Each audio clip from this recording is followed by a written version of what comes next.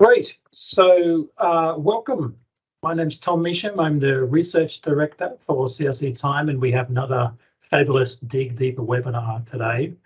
It's a real pleasure to be involved in these webinars. We're up to around 7 now, and they've just been really, really excellent and a great joy to be a part of, particularly as a way to communicate the findings from the research in a very accessible format. So we really have had very good feedback, and we welcome further feedback. So thanks for that. It's been very helpful.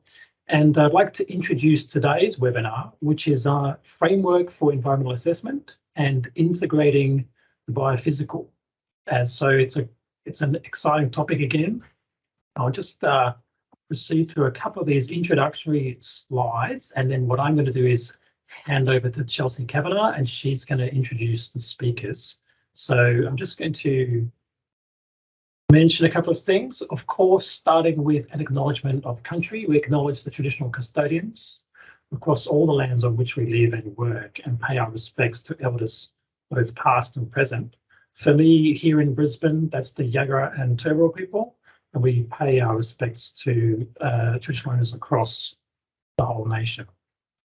So just to kick us off in a minute, I just want to say that we are being recorded. So we're currently recording this presentation. That makes it accessible to people who couldn't be here today. But just so you know, there is a recording going on.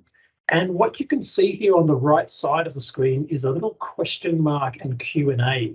We will just ask people, when it comes to the chat time and to the question time and to the sort of the interactive part, so I've got questions for speakers, we ask you to use this Q&A feature rather than the standard chat, which is the sort of the little bubble. We ask you to use this question mark bubble. It just helps us to coordinate the question process. So we have two fabulous presentations today. I'm going to start by introducing Chelsea, and she's going to introduce the speakers. So welcome to Chelsea Kavanagh. Chelsea has 12 years experience in impact assessment, mine site management, policy development, and industry advocacy. And she's currently the Assistant Policy Director at Queensland Resources Council. Chelsea's got a wealth of experience and has been involved directly in environmental proposals and approvals. She's been involved in several resource projects in Queensland and New South Wales and managing site operations. So Chelsea, I'm going to hand over to you and invite you to introduce the speakers for today. Lovely, thanks Tom.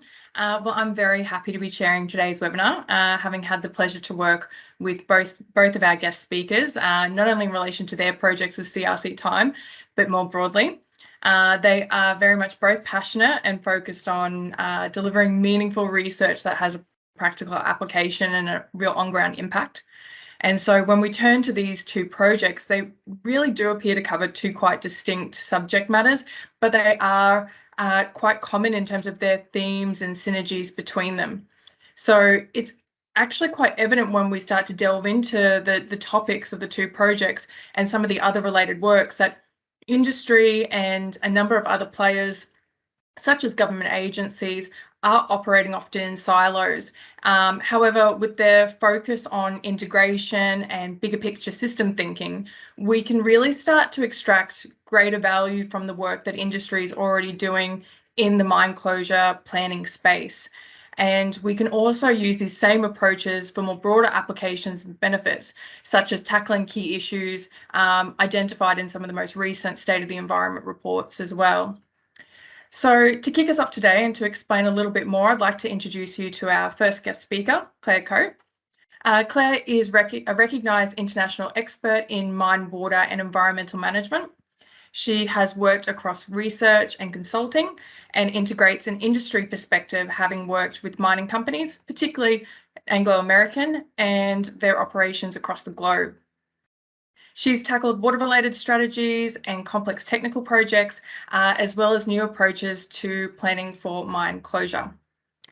In her current role as Director for the Centre for Water in the Minerals Industry at the University of Queensland, she seeks to promote environmental excellence throughout the mining cycle.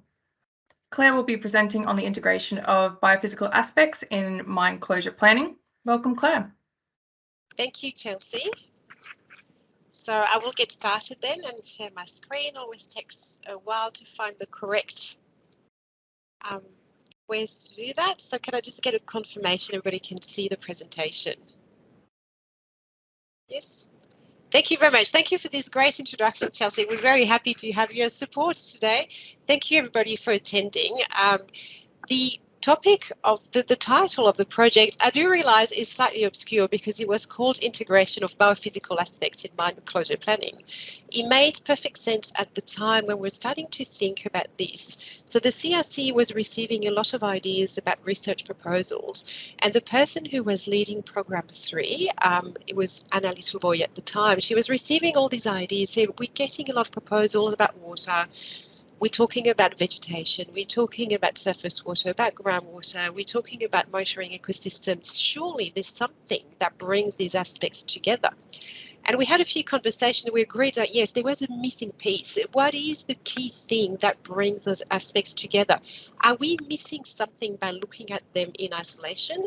And do we need to find ways to better integrate all those complex technical aspects?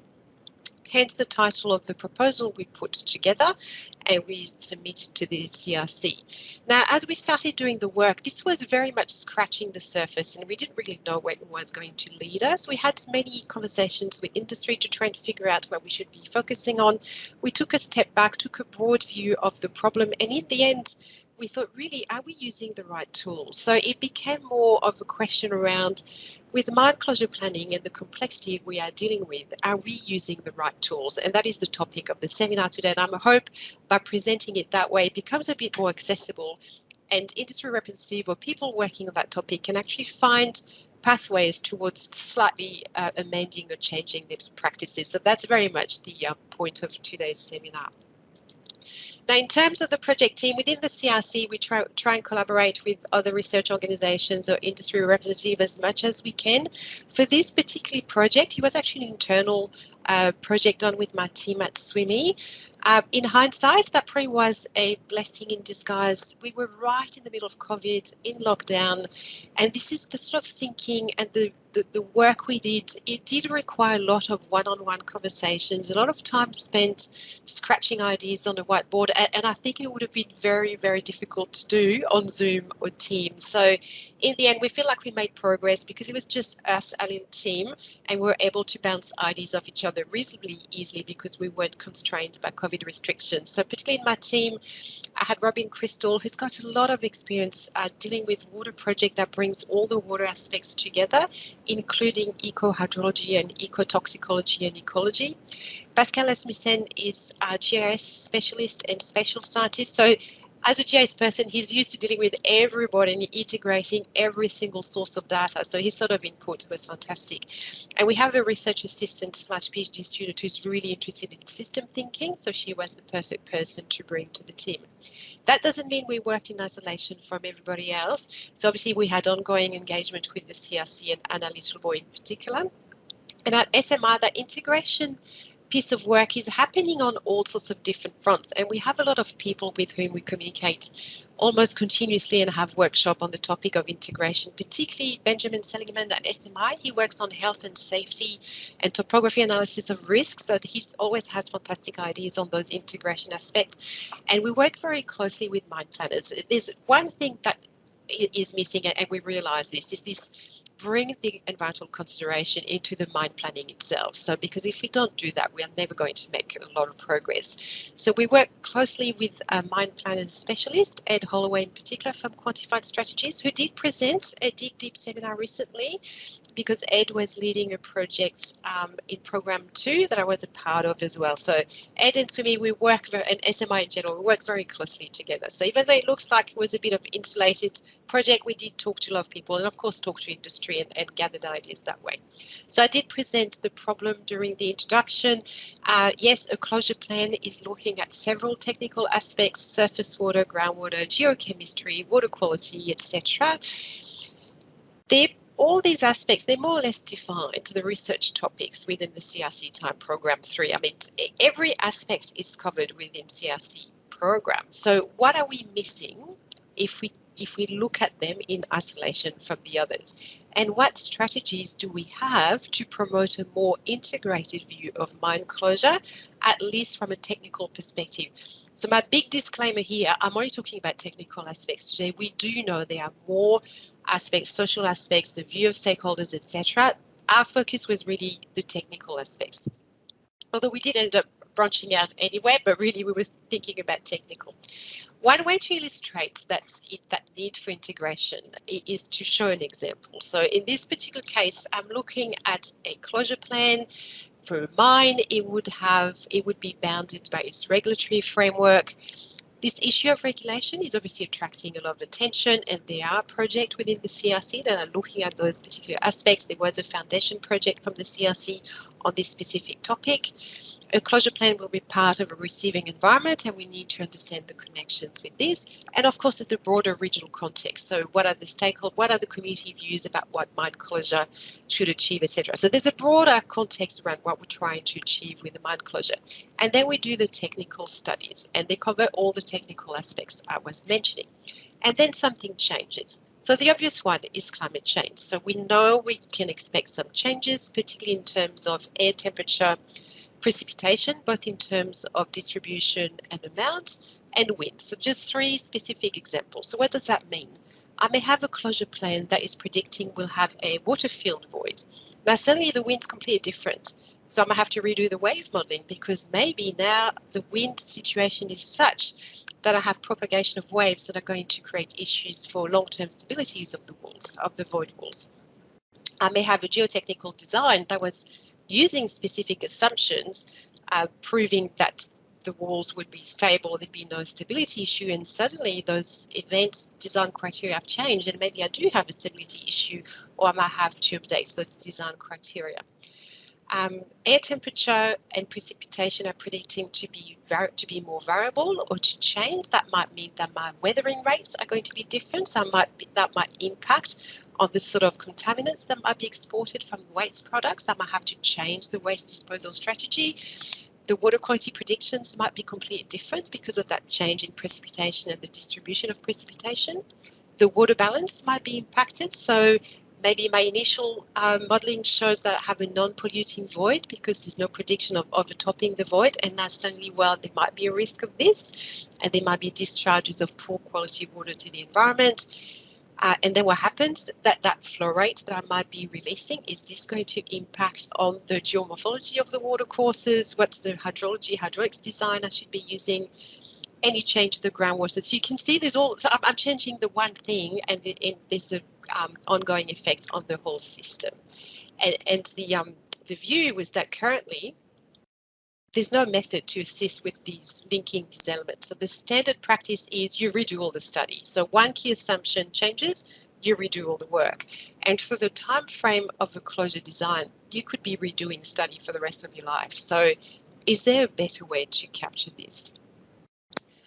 We've reviewed a lot of the tools the companies we're using. There's one we spent a lot of time on, and I'm sure a lot of you have seen this. Anglo American have developed a mine closure toolbox, and they make it widely available. So this is something they share widely and put in the public domain. And when you look at the tools they use, it's quite comprehensive. It covers all the topic, but the tools they use are very standard.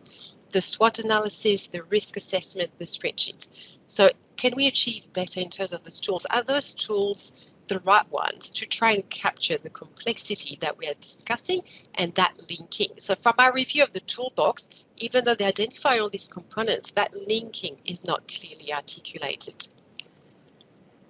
In terms of our research process, we did a lot of reading. We did take a step back, did a lot of reading of a lot of closure plans, all the ones that are in the public domain, and there are quite a few, looked at the toolboxes that were used, look at the issues of post-mining land use selection. There's quite a lot happening within the CRC. There was a project specifically on selecting post-mining land use with lots and lots of case studies. Obviously, we looked at this with a lot of interest as part of this project, and all that. It does articulate that defining the closure objectives is obviously quite critical and is going to be driving those integration requirements. And the findings from the work that was done from the CRC is obviously that there are gaps and opportunities in that space, with lots of national, international trends that can that can influence the selection of post-mining land use, and definitely climate change is the obvious one. So that integration piece needs to take this into account. I think it's important because we know there'll be changes. There are trends out there that will influence that design of closure plans, whether it's climate change, carbon markets, whatever's going to be investment in biodiversity. So whatever tool we come up with, they need to be able to deal with those bigger trends. When we talk complexity and integration, the first words that come to mind is system thinking. So we did a fair bit of literature review on system thinking and try to extract the elements that would be useful in a mining context and a mine plan, a closure context as well. And what we found through that lit review is that, intended users is critical. So it's great to think about integration and how to bring those elements together, but it's all about with whom you want to communicate that integration. The needs are very different. So there's no one size fits all. It very much depends on what your intentions are and who's going to be using specific tools. A lot of the work we did was going through literature. It became quite complex and a bit obscure quite quickly, but I think we did find some specific recommendations that industry can take on board right now, and I'll probably focus on that right at the end of the talk today. So I mentioned this briefly. It was covered by other CRC projects, but yes, there is a gap around selecting post-mining land use and closure objectives. It remains a critical part of that process, but I think it's been covered by other projects in the CRC, most notably Project 1.2 and Project 1.3 on regulation.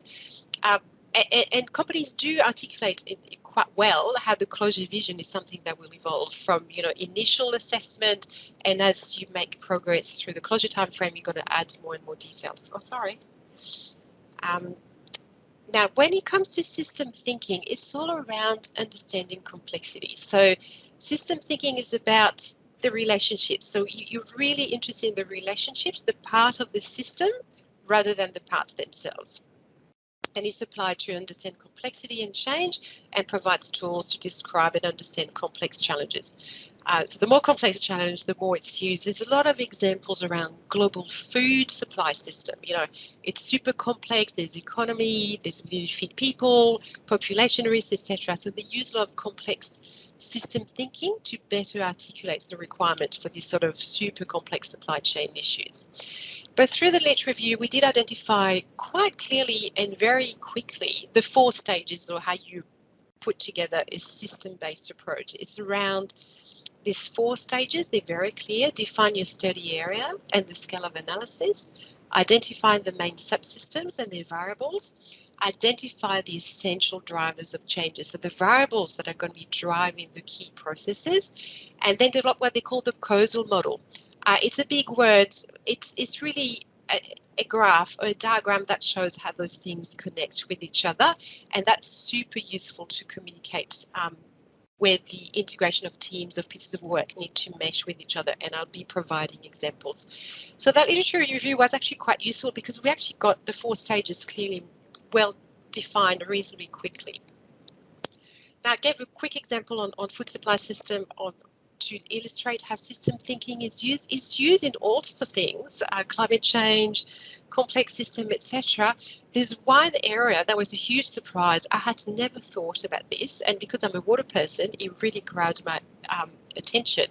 We found an example where they use it for flood risks, and the reason it's a surprise for me, so I go back, is that as a hydrologist, we know how to do flood risk. We do flood modelling and flood mapping, and if you live in Brisbane, you would be super familiar with this map. Brisbane's the accountant give flood maps to publicly available so you can assess the risk of flooding for your house. What they found in Europe, and there's been a lot of work done on that, they said those maps are actually not particularly effective at communicating flood risk because it's too complex and people can't relate what they see on the map to the water in their garden.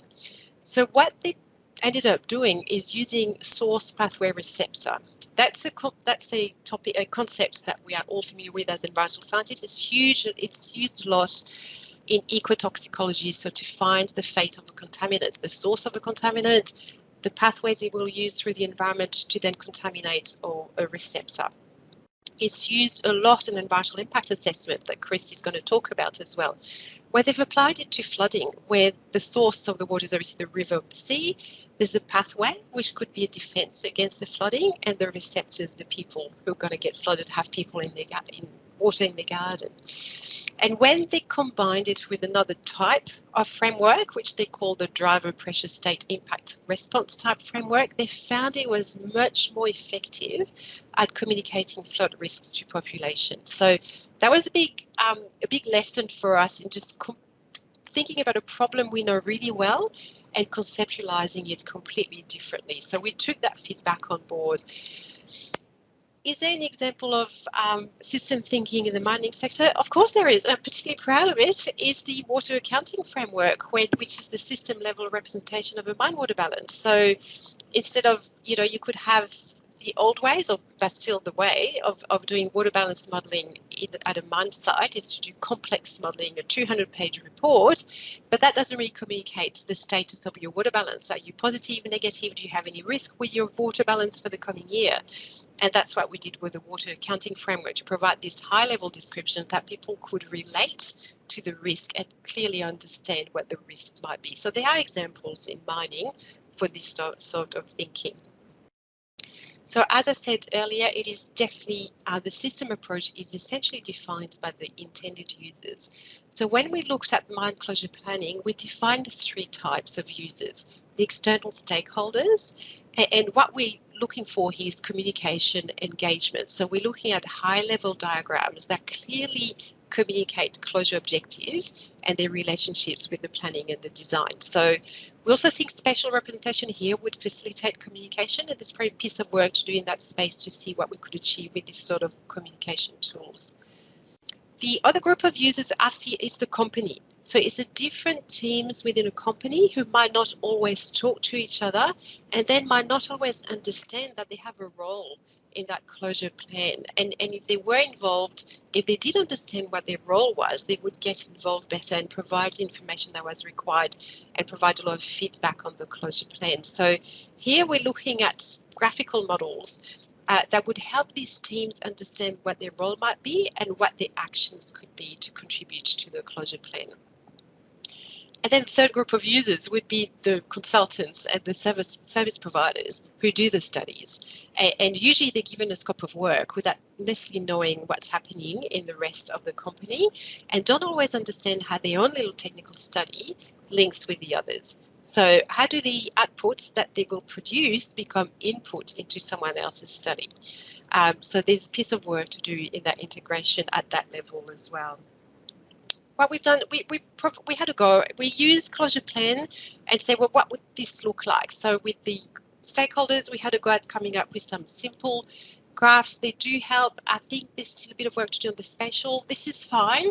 I still think spatials, pictures, graphic designers would be much better and much more effective, but we haven't quite got to that stage of refining these sort of tools for this particular group of users. But I would see a lot of potential in doing this really well in some sort of a catchy way so that people can really understand what we try and communicate.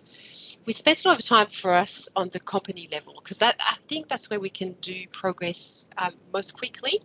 So we got some progressive rehabilitation closure plan from the Queensland government, pull them apart and came up with those graphical diagrams that I was mentioning, where we try and really identify the relationships between the drivers of the changes, the objective of the closure plan, and the actions that were required to meet these objectives. So it took a while, but it was actually reasonably straightforward, but it would need input from everybody on site. So the way I see this is people on site get together, talk about the closure plan and do this together. And then they know exactly where their work is and contributes to the closure plan. And finally, the technical study. Initially, when we started this work, we thought, oh yeah, it's all about integrating the technical study and make sure we link them. It's actually really hard because there's no way there's no easy way to link these technical studies. There's too many models. I don't think it would be effective to link them in mega models. I think you'd be spending way too much time for little benefit.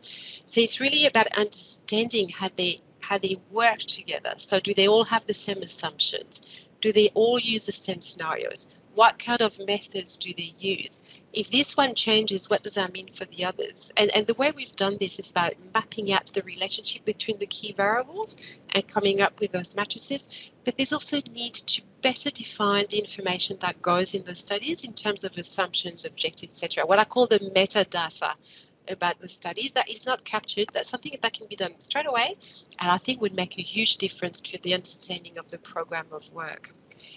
Now, why do I say that I don't see, and I'm really sorry for this, but I had to show that. I'm just trying to say, the reason I'm putting this slide up is because I want to say it's not that easy to do. We had a good go. You know, it's quite clear that the input of one study becomes the output of another and vice versa, but trying to put it all together, if you're just looking at the math of it, it becomes intractable very quickly. So this is, I had to go with water, like how would that work? I would say my input is the climate time series. That means I've got certain predictions for groundwater. That means I've got an inflow into the mine of groundwater. Then that means I've got a certain inventory of mine water on the surface. I'll do my water balance modelling. So if the climate changes, then groundwater, my water balance might change. I might have a need to release now and create this feedback loop between surface water and groundwater. It's not trivial, just from basic math perspective. But if we don't establish those connections, we're missing something, a critical risk. So we've looked at other math way of doing this, and we've got a few ideas, but to test them, we would need a lot of studies with a lot of results to try and test how we could better articulate those relationships and what was worth spending time on. I'm not sure yet. I've sort of reached the conclusion I don't think it's worth spending time hard coding all the models together because it's just too many of them. But I'm not quite sure what is worth spending more time on either. So after all this, and as I say, we're only just scratching the surface for this topic. How can industry use these findings? I'm seeing 3 actions that can be implemented straight away. When it comes to the external stakeholders, don't use spreadsheets. Everybody hates them. No one can read them. Just have a go, play with things and other forms of communication. I love GIS. I think it's something clever in the spatial that we can communicate where the closure plan is, its relationship with the environment, its zone of influence. There could be a lot to do in that space that makes sense, that make communication a lot easier. Action 2 is around the shared understanding of closure plan, and I would just organise a workshop with all the teams to capture the closure plan in terms of relationships between the closure objectives, the drivers of change, the impacts on the objectives, the management strategies. And this really would foster collaboration between all the teams and break down the silos. That's what we're trying to do, get people to work together. The advantage of this is industry is so good at workshops, they do it all the time. So it's nothing new, just instead of doing a bow tie analysis today, you're going to be looking at your closure plan. So something a bit different. But that's not something industry doesn't know how to do. So I see quite a lot of value in approaching it that way. And maybe a lot of companies already do it and I don't know about it. And the ones who do it, I'd love to hear from them to see if they found value in these sort of approaches. Now, action 3, this linking of studies is proving to be a lot more complex than I had envisaged. So the first thing I would do to keep it really simple is just start and record the study's metadata. So all the information about the spatial and temporal scale. So this modelling was for 20 years, but in the groundwater we did 200 years. So, you know, try and become more homogeneous on the sort of assumptions we make about spatial and temporal scale, the objectives, the methods, the assumptions, the scenarios, particularly the climate scenarios. This is going to become really critical.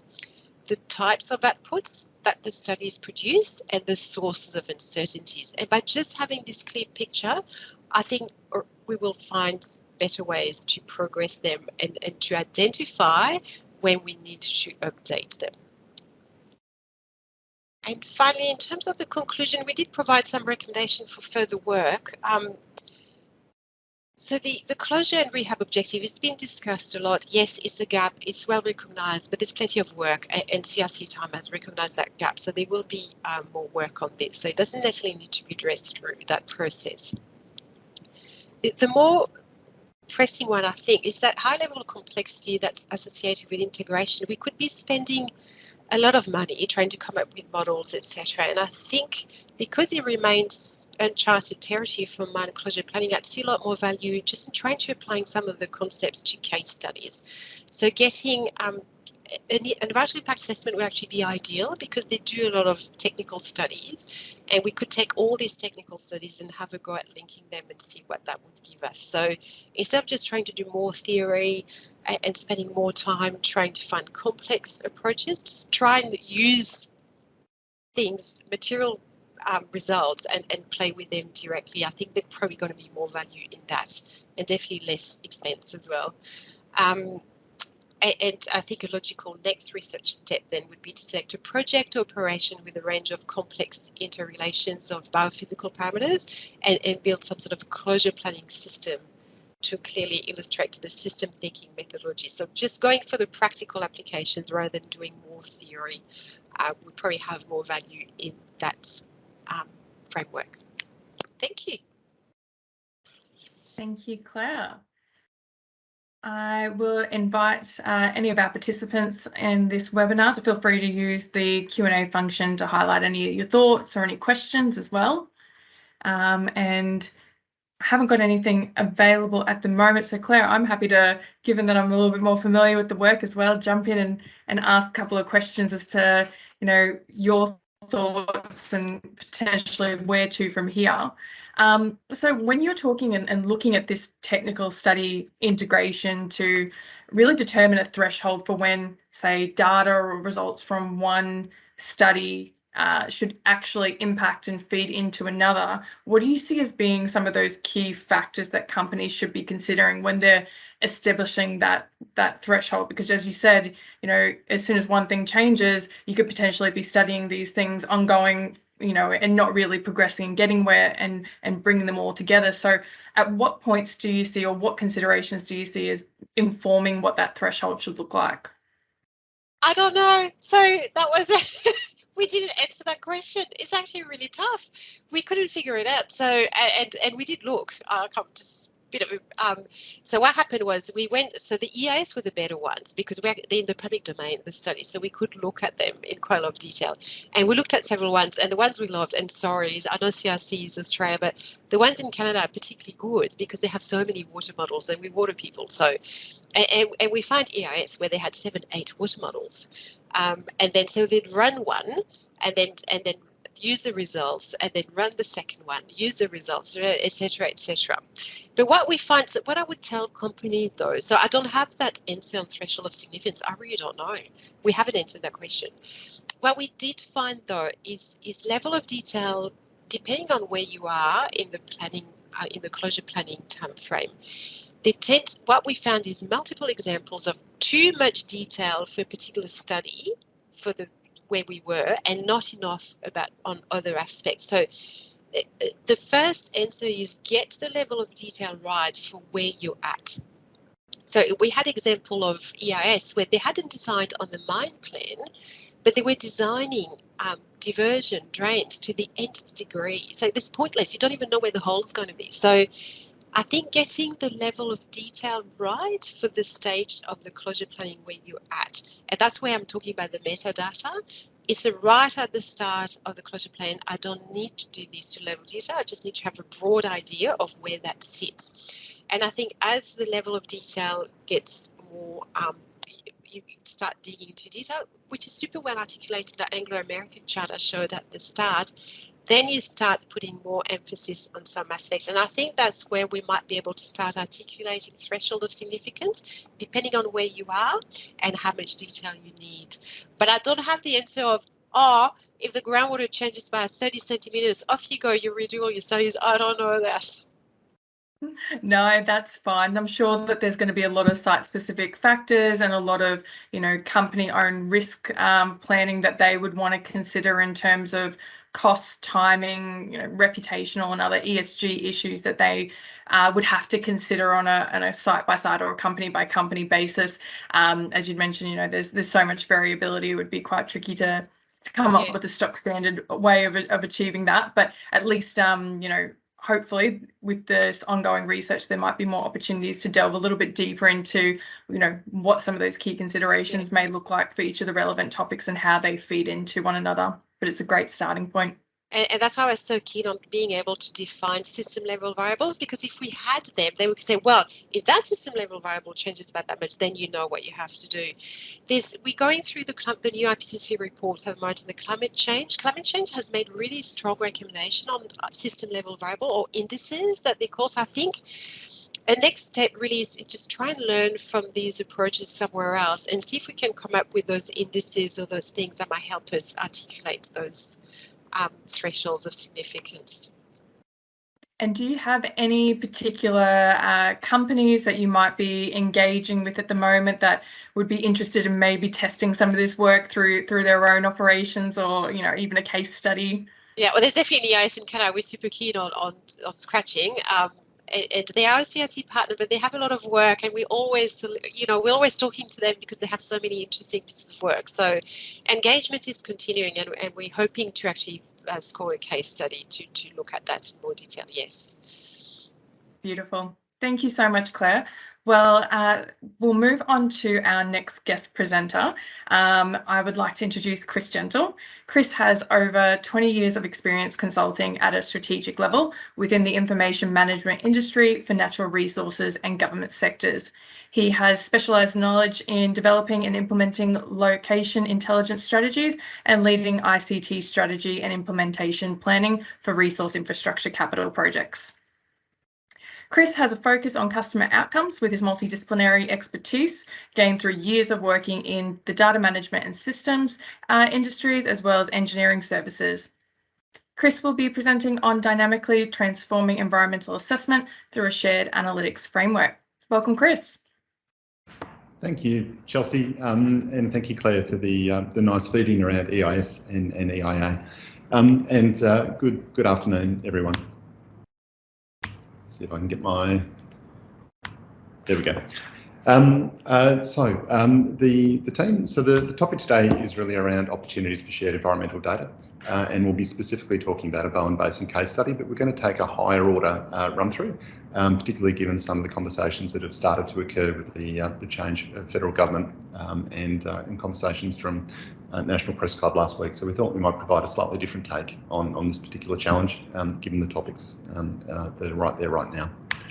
So if I can just lead off the team, and I'm presenting today, but I'm very much presenting on behalf of Claire and Pascal, who I know is online, who did the majority of the work around this exercise. So we'd also love to thank our steering committee, which was the partners on the right-hand side there, really enthusiastic, and key industry stakeholders. There were over 30 different industry folks engaged in this exercise, so very much appreciative, and it was a really enthusiastic set of responses. Could I also just acknowledge I'm coming to you today from Perth, the Noongar Whadjuk people as traditional custodians of the land of which I'm on, and acknowledge the strength of their continuing culture and pay our respects to elders past and present also. So we've got an opportunity. It's definitely not a problem. Really, we're working through the exercise now since 2017 as WOBSE, and certainly Guy Boggs, as the CEO of CRC Time, has been actively involved in these conversations since that time as well. So although this is a specific CRC Time project, and we'll stay focused to that, it's certainly got history, and a lot of the CRC Time members have been actively involved in this exercise, going back precursing to this project. So our challenge really is around shared environmental data. Before I kick on to the higher order, it's openly acknowledged that the CRC focus has been around mine closure or mine transition, if you will. And we've taken very much the view that the closure or transition really starts at the point of planning. You know, it's around the approvals process and working its way through. So if we can understand the value chain associated with the mine planning and working its way through to the closure plans, and if we can get the data to flow appropriately early on, then we've got the most efficient and effective way of working through not only the EIA process, the operations, and ultimately leading to the closure process. So our focus, the way we've tried to define the challenge, has been very much around understanding cumulative impact of an action on a region over time, while streamlining the EIA and approvals process. And the premise has always been, and it's not rocket science, high volumes of quality data, place to put it, workflow tools, and the analytic tools to support decision making and forecasting.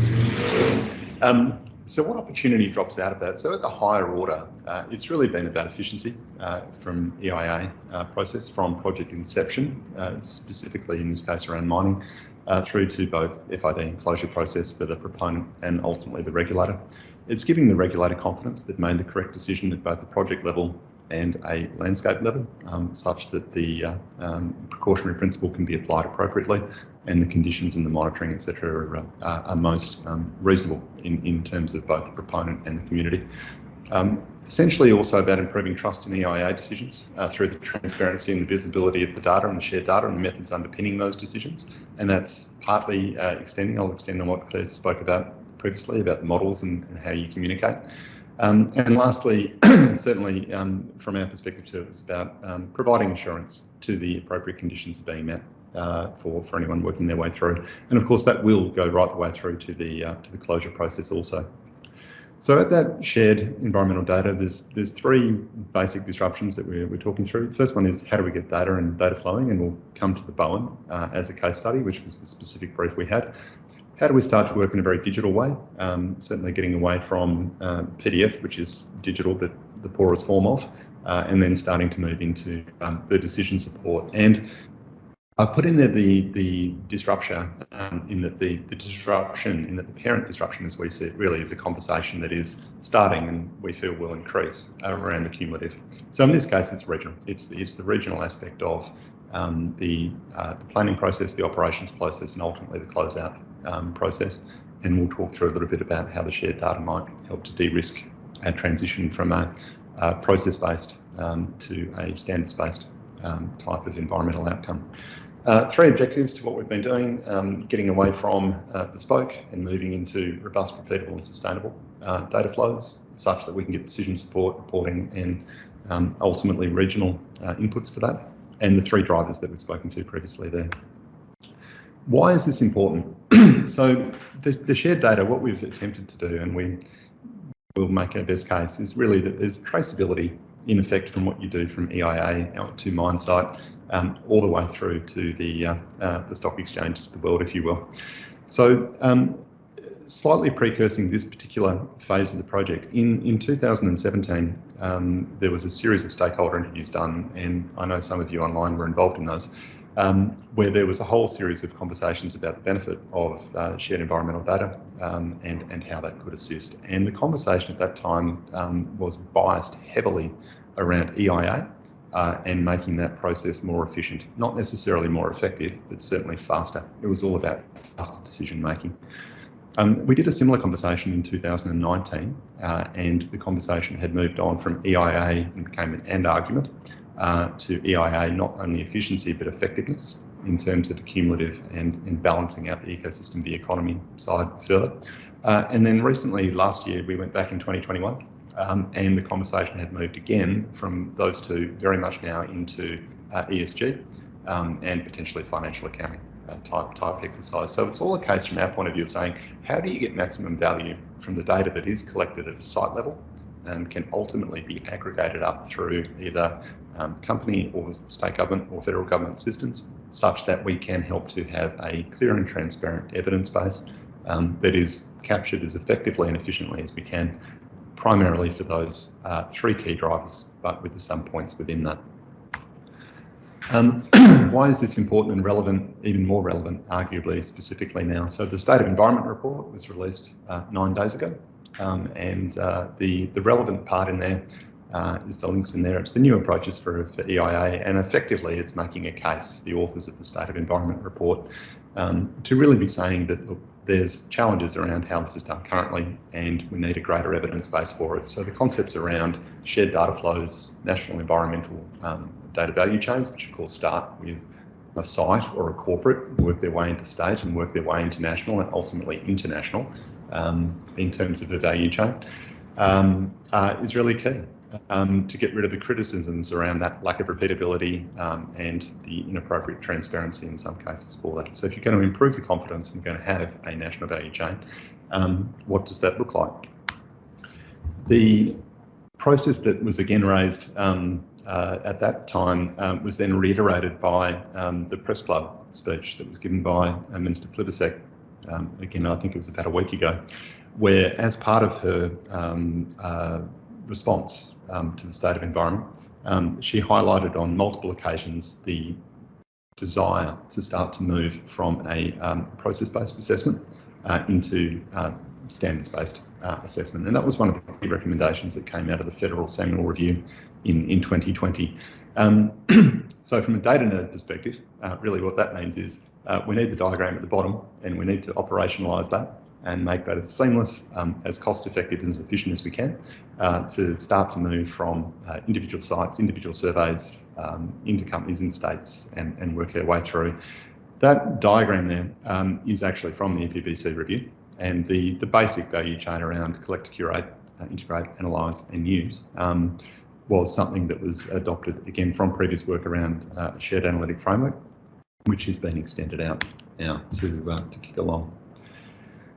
So the vision that we've had around shared analytics was very much that the environmental data that is collected, at site and then working its way through, and these are just principles. They're not universally agreed, but they are aspirational and they're gaining increasing acceptance, I think, culturally, is that the environmental really should be open and shared to the degree that it's non-competitive. So appreciating that there are competitive elements to this. The question is, if you're going to understand, you're going to move from process-based to standards-based and start to tackle cumulative for the purpose of whatever your regional is, including mine closure, you're going to need a data commons. And really, how do you create that commons most effectively? And of course, we're in the mining space today. We have such a thing. It happens with the geoscience data. So this already occurs. There is a value chain around geoscience data where the data is collected by companies or their contractors, and it eventually flows through to the geological surveys, and over time, after escrow becomes public and open domain. And there's a repeatability to that process which is well understood. There's legal frameworks for it, and the benefits are understood and leveraged by all the parties in that area. So we kind of started the same process, which is why couldn't you have the same thing for environment data? So the concept there around having a culture and a culture layer where, again, we can work together and understand challenges, but work around legal policy and the appropriate incentives. The issues around collect, standards, collection processes, metadata, all the mechanical things around that. Someone needs to curate that data, love it, care for it, look after it, and we'll talk to that in a second, because that's the Bowen case study that Pascal did a huge amount of work on. And how do we get it integrated and such that we can start to put it to work in the analytics space, which Claire was touching on a second ago. What we've done for the Bowen is attempted to map out some of the Queensland data flows and Queensland case studies against this particular framework, and highlight some of the opportunities, the great work that's been done, and some of the opportunities for improving. Specifically also from a customer point of view or a client point of view, until you get to the top of this tree and you're putting all that to work, everything below that line is a cost. So really it is a case of how can we help companies by playing team to reduce the immediate cost of surveys and work their way through. That also introduces, of course, a reduction in risk because you're starting to understand better regional context, including how impacts of individual sites can be ameliorated or described in terms of regional benefit. And of course, it reduces time, which is a significant processing benefit for all. So the Bowen case study, and again, I say this as a West Australian, so I'm absolutely not trying to be an expert from WA back into Queensland, and Pascal and Claire absolutely did the majority of this effort, so credit where it's due. It was very much done through that process. Can I also say that there was an extraordinary degree of, from our perspective, industry engagement, both through Chelsea and QRC and those members, but also through individual organisations, Queensland DES and Commonwealth DOR. So it was a really great combined effort to work this through. And the objectives for the actual project itself are as per what's on screen. So it was really about how can we document current processes for data submission, types, formats, storage, etc. The status of the data submission to the government repositories, and where we might be able to improve. Some of the key challenges faced by companies with respect to data submission, pathways for improvement, and an opportunity. This might be a little optimistic for improving the data coherence between Queensland and Commonwealth levels. And I think that's actually just a challenge between very large organisations of how you find a way to strike that balance and push that through. So the main findings from the Bowen. First one was that Queensland has pretty good systems to collect data as part of the EIA. Getting that data integrated has challenges at the culture and the collect level in terms of data formats and metadata standards, etc. So really great base starting point, but things that we can certainly improve and harmonise on. There was opportunities to collect the additional data for most of the biophysical aspects. So we started from the basis of looking at air, surface and biodiversity. But a lot of the issues that we perhaps came back to water. That could be partly because of the Bowen, specifically the case study that we picked on, and also because we had a lot of hydro types on our team as well. So we'll take that bias as we go. There was definitely challenges around the legals in terms of voluntary submission versus polite request versus people being compelled using legal or regulatory means. And again, we can talk through some of that detail. The pathways for getting the data submitted were pretty well identified. The challenge became after that was how do you start to silo bust, if you will, such that some of the individual databases are available to be integrated. And although each biophysical aspect, so biodiversity, surface water, groundwater, etc., there is guidance for that. The opportunity to align that and show the greater alignment to that value chain, both in terms of the data, but putting that data to work, we thought would give a real benefit to all the parties as well. This particular slide, so it just highlights some of the key challenges that were there in terms of the three domains that were investigated: biodiversity, surface water and groundwater. Again, around the culture, collect and curate, which was the areas of focus that we had. It will be available in the detailed report, which is almost ready to be published for general consumption. But really what you'd say is that there's a pretty good culture around data sharing, etc. There's opportunities perhaps to align or improve that in terms of standards and so on. But really a lot of the key benefits there would have been around having a common shared cause for how that data can be collectively put to work. So it was the pull-through aspects and the benefits that would bring and would motivate people. So again, from process-based to standards-based and what that would do. For the Bowen specifically, the value of the data. So for the last 20 years, the average for EIS was around 6 per year. This is, again, work that Pascal and Claire pulled together. So across those different domains, air, flora, fauna, etc., we ended up with a high and a low estimate of around 1.6 mil to 2.1 mil. This is just the data collection aspects, and that's averaged out. So if you average that out, why is this material? Over the last 20 years, there's around $250 million of data collection. So it's material in terms of the expense, and it's material of the benefit if we can start to collate all that information and start to put it together. DES does publish the stats related to EIA submissions, and that shows that these EIA have an average processing time of 2.5 years.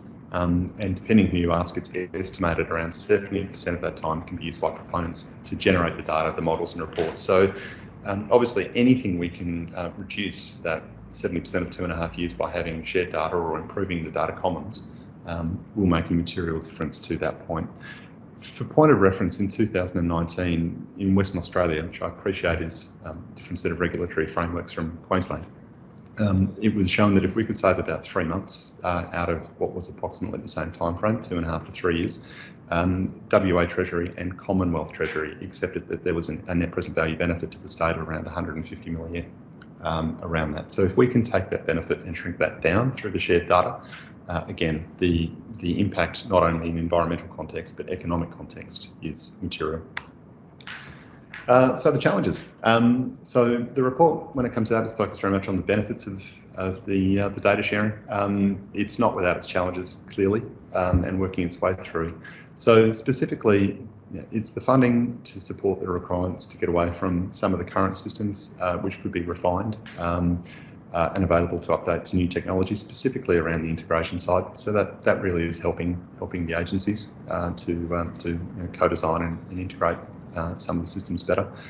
There was an opportunity, we thought, to decrease the interval between data submission and data availability.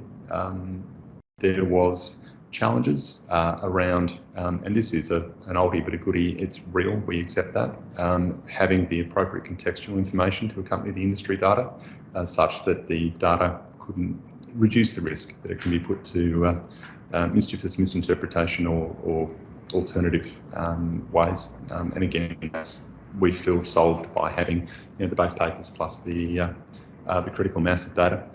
There are absolutely issues around data confidentiality or intellectual property. And again, there's a whole series of work that's been done, and we believe will continue to be done around that. And we think that will kick on in earnest, again, as the federal government has announced that they're going to have their responses to the SAMU review out by the end of this calendar year. And the national data value chain, etc., will be a key part of that, we think, which will need to address elements around confidentiality, escrow, and potentially intellectual property.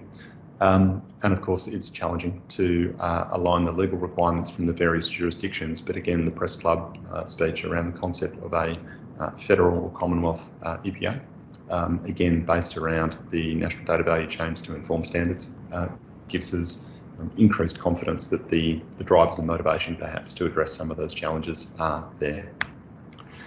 And finally, just to reiterate, why is this important?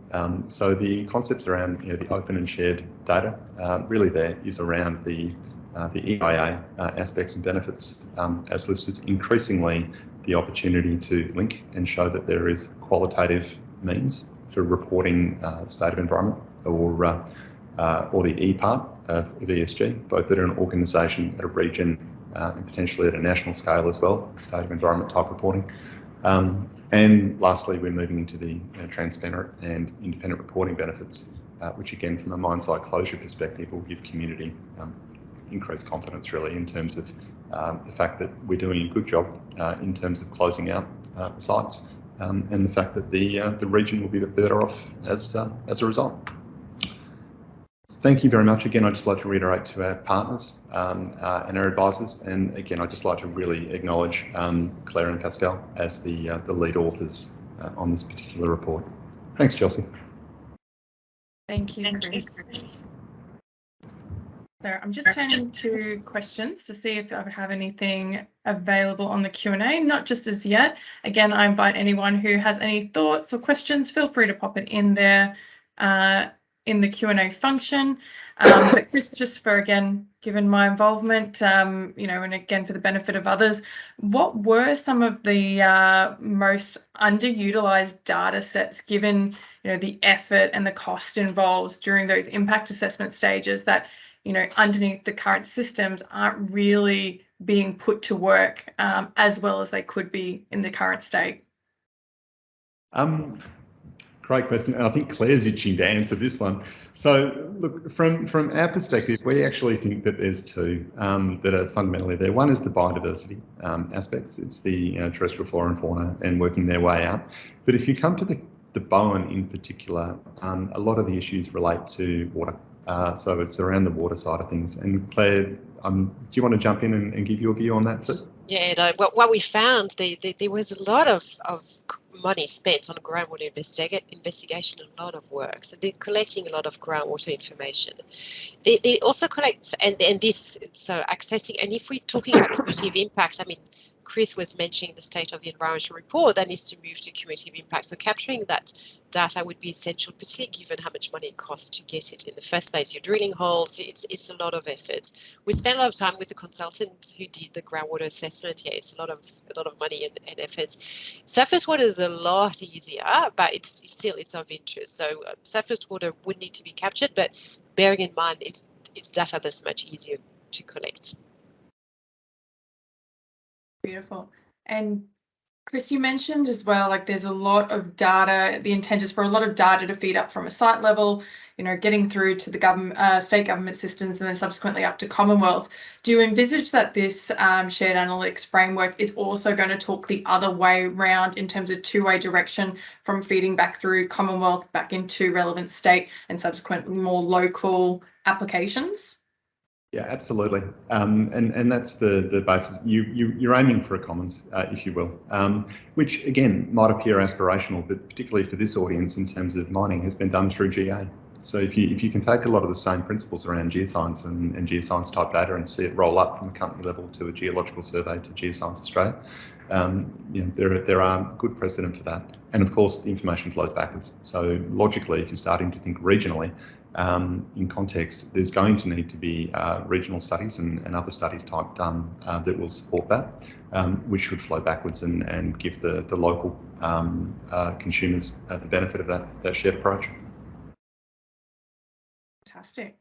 And just turning, there's no last Q&A questions. Again, if there's any other thoughts that you have after this session, please feel free to reach out to the CRC Times Secretariat. I'm sure they'll be able to assist you and connect you with the relevant guest presenters. And on that note, I'll thank you, Chris and Claire, and hand back over to Tom for final remarks. Thanks, Chelsea, and thanks to both Claire and for Chris for these fabulous presentations, and really fascinating and quite complicated, but also really valuable and really exciting, and really like the way you relate that back to some kind of practical applications. So I find that really excellent. So look, just to wrap up for today, I'd like to thank everyone also for attending. Thanks to the speakers, thanks to Chelsea, thanks to all of you for making this a great webinar as part of our great webinar series. I will just mention we have another webinar coming up on the 5th of August, and then also we have a survey coming out about the nature of these webinars and how they're going and adjustments that we can make. So on that note, I would like to say thank you to everyone, and we look forward to seeing you again online next time.